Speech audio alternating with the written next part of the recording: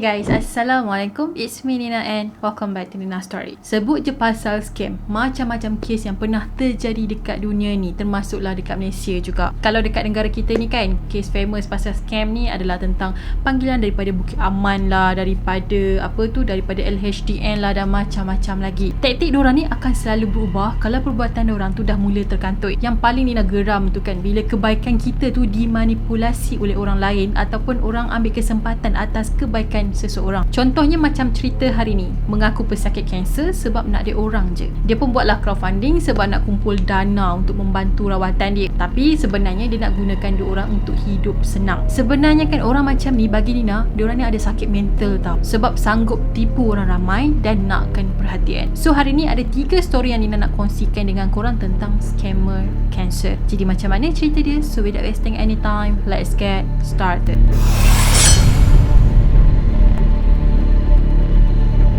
Jadi cerita yang pertama ni bermula dengan seorang wanita yang bernama Christina yang berasal dari California, dan dia telah tipu orang ramai mengatakan dia ni ada penyakit kanser pada tahun 2015.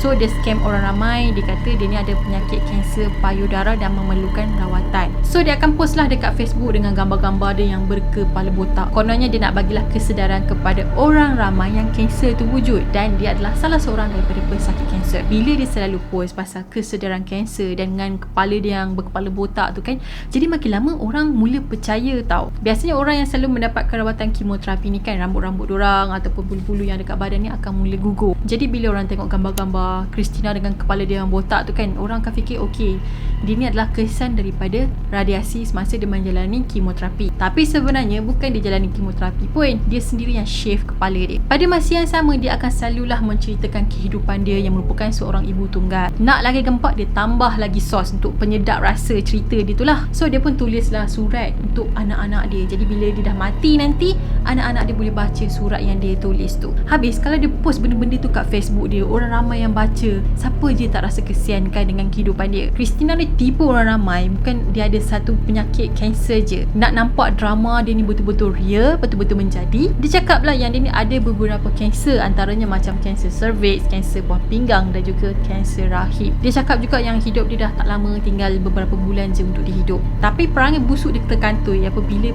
kawan dia mula perasan yang dia ni tak macam orang sakit langsung. So kawan dia tadi yang bernama Cortez pun buatlah laporan polis sebab dia syak yang Christina tipu orang ramai. Kalau Christina betul-betul sakit, dia tak akan cergas macam orang normal. Mesti dia akan pucat, lemah, tak larat sangat dah. Tapi Christina langsung tak nampak macam tu tau, melainkan bukti yang menunjukkan kepala dia botak. Itu je. Bila polis dapat laporan tadi, dia orang pun buatlah check dengan pihak hospital, nak tahu betul ke si Christina ni memang ada dapat rawatan kan dekat hospital tu. Tapi memang tak ada apa-apa rekod rawatan tentang Christina. Bila perbuatan dia dah mula tergugat tau, Christina pun post lah dekat Facebook. Dia kata ini bukti surat yang dia mendapatkan rawatan dekat hospital. Kalau tak percaya boleh jumpa dia dan tanggung segala bil-bil perubatan dia. Tapi sebenarnya surat tu pun fake, dia yang reka sendiri. Kemudian Christina pun ditangkap dan didapati bersalah atas tuduhan palsu. Dia juga telah dikenakan hukuman penjara selama 3 tahun dan kena pulangkan duit orang ramai kembali.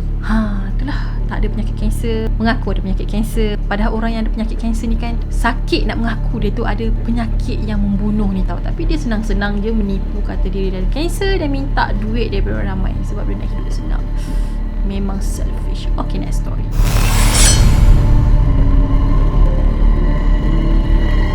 Yang ni pula terjadi pada tahun 2016 dan melibatkan seorang bekas ratu cantik di Pennsylvania. Dia dipenjarakan sebab scammer kanser juga guys. So satu hari tu Brandy ni beritahu dekat family dia, dekat kawan-kawan dia, yang dia dah ada leukemia sejak tahun 2013 lagi. Bila diorang dengar pasal ni, diorang kesian dekat dia dan diorang pun tolonglah dia untuk membuat kutipan derma bagi menampung kos rawatan. Diorang memang tolong dia secara ikhlas sebab itu je yang diorang boleh buat untuk dia. Tapi diorang mula rasa pelik apabila Brandy ni tak nak ditemani semasa mendapatkan rawatan. Dia cakap yang dia boleh pergi seorang diri, so tak payahlah susah-susahkan diri untuk teman dia. Konon-konon macam tak nak susahkan diorang ni lah. Tapi kalau sekali dua kau tolak, diorang macam okey lah, faham kan. Tapi kalau setiap kali orang nak teman kau tolak, mesti ada something fishy. So macam biasalah, dia nak buktikan kepada orang yang dia memang mendapatkan rawatan kemoterapi tu, dia pun shave lah kepala dia sampai botak. Tapi yang pelik tu kan, setiap kali dia shave rambut tu akan tumbuh balik. Jadi family dengan kawan-kawan dia ni macam dia ni betul ke dapat rawatan kemo kan, sebab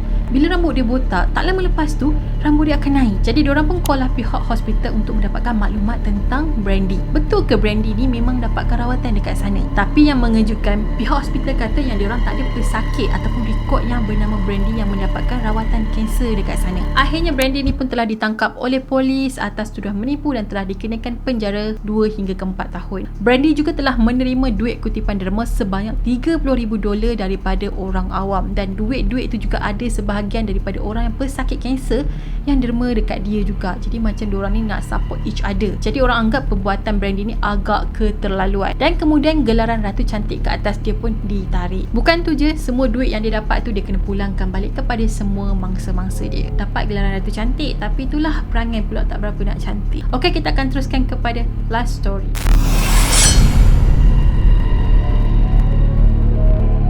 Kisah yang ni pula tentang seorang wanita yang berasal dari Australia bernama Belle Gibson. So, ceritanya dulu ni dikatakan dia ni telah survive daripada kanser otak selepas dia mengamalkan diet yang sihat dan melakukan senaman yoga. Bukan tu je tau, dikata dia ada macam-macam penyakit kanser, macam kanser hati, kanser buah pinggang, limpa dan rahim. Memang banyak dia way. Lepas tu dia cakap yang doktor sahkan yang dia ni ada masa 4 bulan je untuk hidup. So, dia pun follow lah segala arahan doktor ni dengan disiplin sebabnya dia nak survive.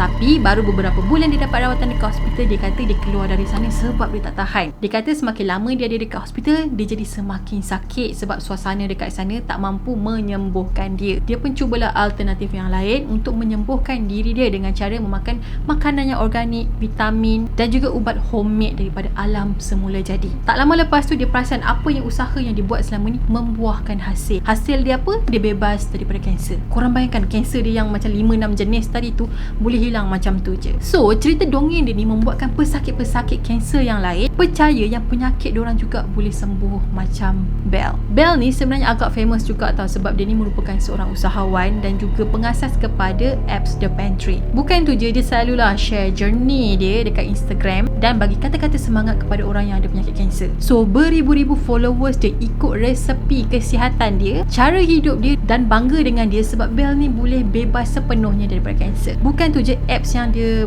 buat tu kan telah di-download sebanyak 200,000 kali pada awal apps itu dilancarkan. Wah, boleh nampak lah pengaruh Belle ni terhadap followers dia memang sangat efektif. Disebabkan kejayaan Belle ni menyebabkan dia telah dinobatkan sebagai the most inspiring woman pada Disember tahun 2014. Pada masa yang sama, dia duk menceritakan kebaikan makan makanan yang organik, makan vitamin, itu baiklah kan. Pada masa yang sama tu juga dia telah memburukkan segala rawatan pihak hospital kepada dia. Dia cakap dulu dia pernah ambil vaksin. Jadi vaksin itulah yang menyebabkan dia jadi stroke and then dia dapat kanser otak. Kononnya dulu dia dapatkan suntikan anti-kanser dekat sebuah pusat kesihatan. So efek daripada vaksin tu menyebabkan dia dapat kanser otak. Tapi sebenarnya vaksin tu tak akan pernah menyebabkan seseorang itu dapat kanser otak. Stroke akan terjadi bila ada saluran darah dekat otak ni tersumbat ataupun ada pendarahan dekat tisu otak. Tak, sekarang ni dia yang sakit otak sebenarnya. Tapi itulah, Belle ni sebenarnya dia tak pernah pun dapat suntikan anti-kanser ke ataupun dia dapat stroke, apatah lagi dapat kanser otak. Tak pernah pun. Maklumlah nak propa punya pasal kan, nak bagi orang percaya dengan cerita dia macam mana dia boleh dapat kanser otak kan. Akhirnya perbuatan dia terkantoi dan dia telah dikenakan tindakan undang-undang dan didenda sebanyak $410,000. Dia juga telah untung sebanyak $440,000 hasil jualan apps tadi dan juga buku masakan dia. Kemudian daripada hasil tu sebanyak $10,000 dia telah dermakan kepada badan kebajikan. Tapi dia derma sikit je. Hasil untung dia yang lain tu dia telah joli dekat barang pakaian dia, barang-barang makeup dan juga barang perhiasan sebanyak $91,000. Itulah, jadi scammer kan, nak kaya. Siapa jadi scammer tak nak kaya kan? Sebab itulah dia jadi scammer. Okay guys, apa pendapat korang dengan cerita-cerita yang Nina kongsikan pada hari ni? Okay, dia macam ni sebenarnya. Pesakit kanser, dia perlu mendapatkan rawatan yang sepatutnya daripada pihak hospital. Kalau makan makanan yang sihat, melakukan yoga, benda tu tak akan sembuhkan diorang, melainkan mendapatkan rawatan kemoterapi. Tapi sebenarnya benda-benda tu baik je. Kau nak buat yoga ke, nak makan makanan sihat, itu memang disyorkan, digalakkan. Sebab benda tu merupakan pencegahan tapi bukan menyembuhkan. So usaha untuk merawat penyakit kanser tu perlulah mendapatkan rawatan. Sebabnya kanser tu takkan hilang macam tu je dengan melakukan senaman ataupun makan makanan organik ataupun suplemen lah. Apa-apa pun, segala penyakit refer dengan doktor, dengan orang yang lagi pakar. Itu lagi baik. okay? Okay guys, kepada korang yang suka video Nina, jangan lupa untuk subscribe dan turn on notification supaya korang tak terlepas dengan video-video yang baru Nina akan upload pada masa yang akan datang. Dan follow juga Nina di Instagram. Kita akan jumpa lagi next video. Bye bye. Assalamualaikum.